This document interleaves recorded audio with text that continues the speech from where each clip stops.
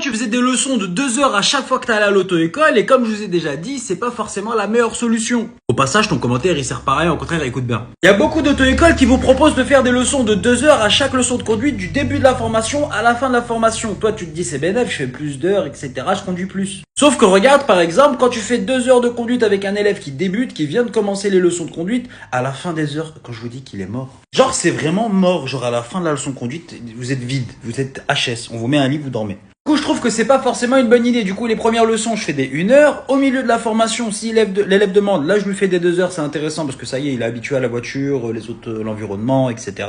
Donc c'est cool, tu vois. Faire 2 heures à la fin, il sera pas plus fatigué que quelqu'un qui a le permis déjà, tu vois. Et à la fin de la formation, juste avant l'examen, entre guillemets, là, je fais pas de 2 heures. Là, tu te dis, bah pourquoi? C'est là où il faut qu'il conduise beaucoup et tout. Bah non, justement, conduire 2 heures d'affilée, c'est le meilleur moyen de faire beaucoup de conneries et de perdre confiance en soi aussi. Ah ouais, parce que pendant 2 heures, t'imagines bien que tu vas en faire des conneries. Et du coup, si